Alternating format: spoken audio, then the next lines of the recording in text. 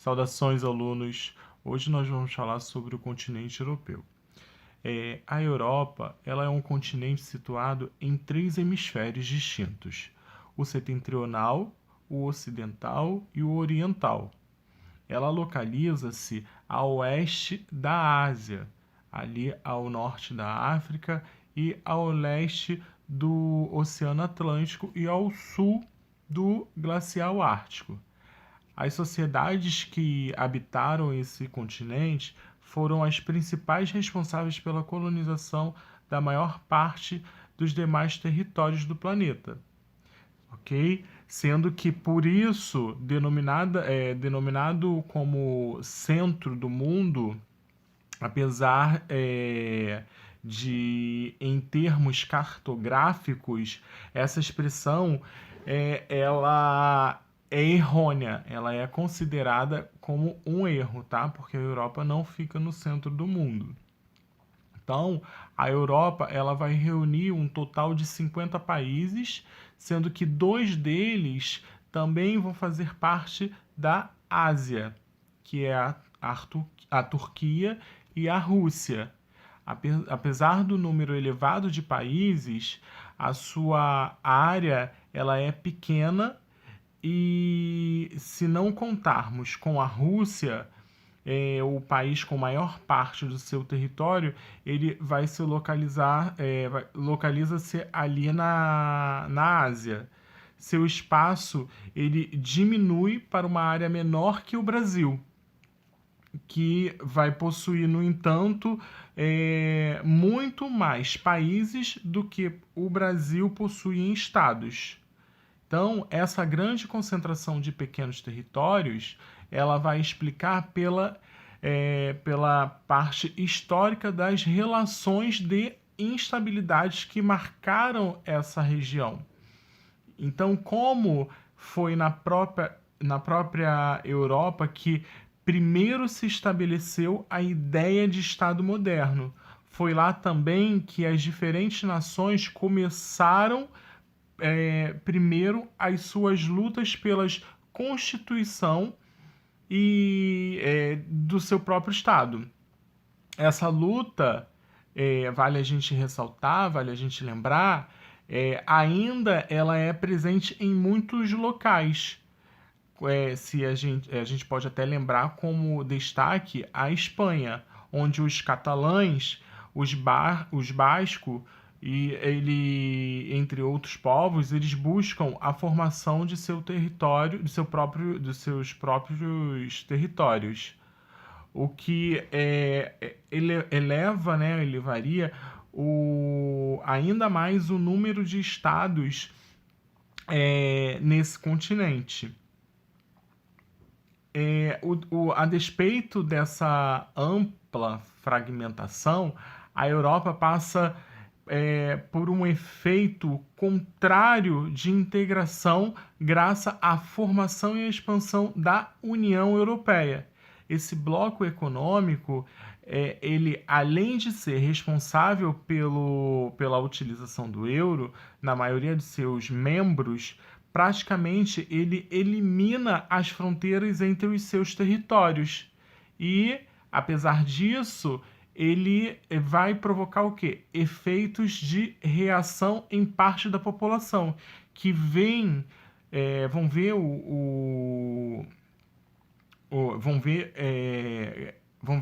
vê-lo, né, cada vez mais como um pensamento xenofóbico de aversão aos estrangeiros. A população da Europa, em dados recentes, ela chega em média de 740 milhões de habitantes aproximadamente. Demograficamente, o continente europeu ele vai caracterizar por quê? Por fluxos internos, graças ao quê? À existência da União Europeia. Então, se a gente prestar atenção, a gente vai estar relacionando o fluxo externo com os estrangeiros advindos de países subdesenvolvidos ou desenvolvidos. Então, por outro lado, a média de idade da população, ela vem o quê? Se elevando de forma mais significativa, graças ao quê? A baixa taxa de quê? De natalidade e mortalidade, que vem sendo registrado nos últimos 20 anos.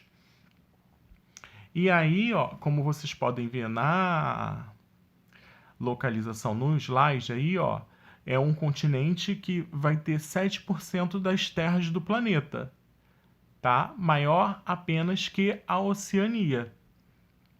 Então, olha aí, ó, o continente europeu, ele vai estar totalmente localizado no hemisfério norte. Vai ser cortado pelo Círculo Polar no extremo norte, vai estar localizado numa zona temperada do norte, vai ter como predomínio um clima temperado e uma variedade vegetal que a gente vai ver mais para frente, e tem o meridiano de Greenwich que vai passar ali nos arredores de Londres.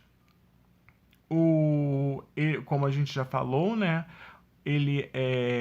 O continente europeu, ele tem grande importância histórica, ele é berço das grandes civilizações, como a romana e a grega, e eles colonizaram boa parte do mundo.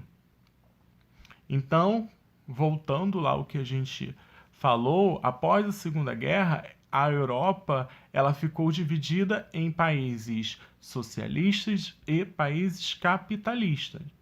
Então, do grupo de 7 países, os 7 países mais ricos do mundo, 4 estão dentro da Europa, que são eles: a Alemanha, França, Itália e Reino Unido. Agora, só para a gente falar sobre a hidrografia, antes de entrar nessa questão aprofundar mais sobre o relevo da Europa, a gente tem uma hidrografia na Europa marcada por presença de alguns importantes rios. Quais são eles? O Danúbio, o Reno e o Volga, tá? Também a gente tem o Sena e o Elba. Os tipos de vegetações existentes são a tundra, a floresta boreal, a floresta temperada e as estepes, tá? Lembrando também que por estar próximo ao Mediterrâneo, a gente vai ter a vegetação mediterrânea. Economicamente, a Europa, ela, após ali a Segunda Guerra Mundial, ela vai iniciar um processo de recuperação, passando a contar novamente com fortíssimas potências internacionais, como aqueles 4 que fazem parte do G7, como a Alemanha, o Reino Unido, a França, ok? Então, assim, além disso, a gente tem o mais avançado bloco econômico do mundo, que é a União Europeia, que vai propiciar o quê? A maior integração comercial dentro do continente. Essas nações, elas sofrem intensamente com uma forte crise econômica, que vai ser responsável pelo aumento exponencial do quê? Da taxa de miséria e desemprego, que vão ser efeitos que vão vir, que vão ser sofridos por alguns países, não todos, tá? Apesar da estreita dimensão territorial da Europa, é um dos mais importantes continentes do mundo, pois é nela que a gente vai encontrar os valores que atualmente se disseminam pelo mundo através da via, né, da globalização. Ela vai ser constituída por um fortalecimento entre os blocos econômicos e aliado a alguns países como potência, como Estados Unidos, o Japão, o BRICS, que tem ali o Brasil, a Rússia, a Índia, a China. Então, a Europa ela vai configurar vai ser um dos protagonistas da geopolítica econômica mundial, tá? Então, agora a gente encerra essa parte, esse conceito mais amplo da Europa e entra na questão do quê? Do relevo europeu. Essa parte aí que a gente está falando sobre o tamanho, a dimensão, a gente já viu. E agora a gente vê aí, ó, que o relevo europeu, a gente vai encontrar três tipos de relevos. Quais são eles? As cadeias de montanhas, os planaltos, as planícies e depressões, tá? Elas vão estar predominantemente em baixas altitudes e elas vão ser encontradas sempre ao norte e distribuídas pela parte central do continente. Essa predominância de baixa altitude, a gente vai ver que vão haver o quê? Montanhas com altitudes superiores a 4.000 metros, que a gente vai chamar de Alpes, e a 5.000 metros os Cáucaso, ok? Então, as cadeias de montanhas, a gente vai ter ali na porção central e sul do continente, tá? E aí a cadeia mais importante é a dos Alpes. As planícies é cerca de 2/3 do relevo europeu, principalmente na parte leste e central do continente. E as depressões, elas vão ocorrer junto ao Mar Cáspio. A gente vai encontrar ali na Holanda, ao norte do baixo curso do rio Reno, tá? Essas cadeias montanhosas, elas foram formadas por tectonismo. Então, a porção sul, ela apresenta uma atividade sísmica e vulcânica, que vai conter o quê? Uma intensa... essa atividade sísmica e vulcânica, que ela é intensa e, além dos vulcões, nessa ilha, né, na Europa, 800 fontes de águas quentes, porque ela está dentro de uma área de tectonismo, de uma área de grande atividade sísmica, tá? E aí a gente vai encontrar essas fontes de águas quentes, que a gente chama de quê? Geysers. Elas lançam águas a temperaturas entre 75 graus a 100 graus e são aproveitadas para a geração de energia.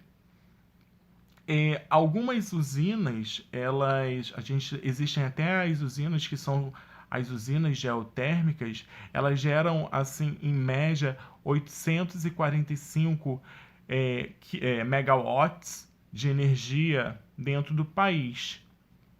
Então, o que a gente pode falar, que a gente falou aí, ó, mostrar que a gente falou aí sobre o que as usinas geotérmicas é através do que? Dessa atividade sísmica, que elas vão formar o que? As usinas geotérmicas através dos geysers, tá? Então, a gente tem cerca de 50% do território dos Países Baixos vão estar localizados o que? Abaixo do nível do mar. Então, desde o século XVII, os holandeses eles vêm construindo o quê? Diques para impedir a invasão da água do mar, principalmente com a questão do aquecimento global. Para quê? Para edificarem também os canais e sistemas de drenagens e bombeamento para a retirada de água de água dessas áreas pantanosas e dos lagos. Essa construção ela vai permitir o quê? A ampliação do território com um avanço sobre o Mar do Norte. Essas áreas elas vão ser essas áreas conquistadas são chamadas de elas são chamadas de polders, que são utilizadas principalmente para a prática da agricultura da pecuária. Então é isso aí, ó, que eu acabei de falar, ó, os diques e as áreas que são chamadas de polders, tá bom? E agora a gente entra na questão da hidrografia. Lembra que eu falei sobre os principais rios? Vocês conseguem lembrar quais são os principais rios? Danúbio, Volga e Reno, tá?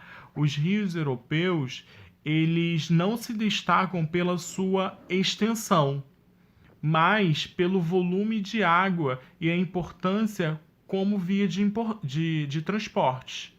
Eles vão apresentar cerca de 75 mil quilômetros de via fluviais, que são 43.500 quilômetros. Eles vão ser construídos através de canais, tá? Então, os principais rios são o rio Volga, o rio Reno e o rio Danúbio. Olha aí.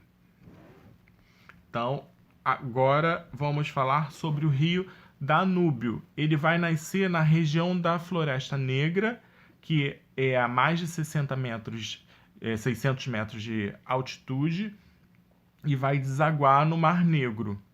Dos seus 2.858 quilômetros de extensão, 2.450 eles são navegáveis. A sua grande maioria é navegável, tá? Em qualquer época do ano. E esse rio é o rio que vai atravessar o maior número de países europeus. E ele serve de limite entre alguns deles, como a Austrália, a Alemanha, a Iugoslávia, a Bulgária, a Romênia, a Ucrânia, a Eslováquia, tá? O Danúbio, ele vai... não, eu acho, desculpa, mas eu acho que a Iugoslávia não. Retira isso, depois eu vou pesquisar para passar para vocês, mas eu acho que a Iugoslávia não está dentro dos principais que ele corta, tá? Mas frisem em cima dos seguintes países que ele vai atravessar: Alemanha, Austrália, Eslováquia, Hungria, eu acho que Croácia, Sérvia, Montenegro, Bulgária, Romênia e Ucrânia. Ele corta esses principais países europeus. O Danúbio ele vai se comunicar com o rio Reno através de um canal chamado Ludwig, e vai também vai se conectar com o rio Meno, tá? O rio Volga ele tem 3.701 quilômetros, tá? Ele é o mais extenso do continente. Ele vai nascer no planalto do Valdai. Ele vai correr pelas planícies russas e vai desembocar no Mar Cáspio. Ele é navegável em quase todo o seu curso, tá? E suas águas vai sempre permanecer congelada durante boa parte do ano.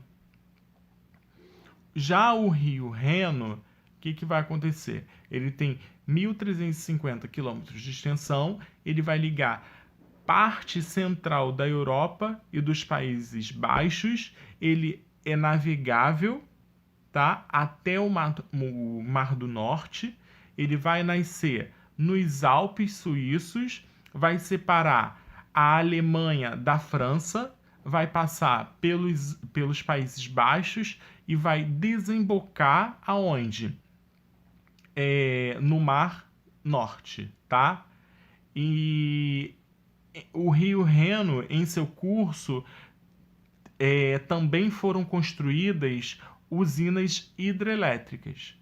Junto ao seu principal afluente, ali na Alemanha, o rio Ruhr, tá? R-U-H-R, tá? Ele localiza-se como vai localizar o maior complexo industrial da Europa, que vai permitir o quê? O escoamento de vários produtos, tá? A custo bem menores do que por outras vias. O Rio Reno, ele vai se comunicar com vários outros rios de canais que vão ligar o quê? O oceano e várias regiões industriais. Isso se tornou o porto de Roterdã, localizado em sua foz, um dos mais movimentados do mundo. E aí a gente vê o transporte de mercadorias no Rio Reno, ali na Alemanha. Vou mostrar para vocês. Ó. E aí a gente termina aqui e vai, na próxima aula, falar sobre vegetação, sobre outras características da Europa, porque senão vai ficar um conteúdo muito pesado e maçante e vocês não vão conseguir pegar, tá? Um abraço, tchau, tchau.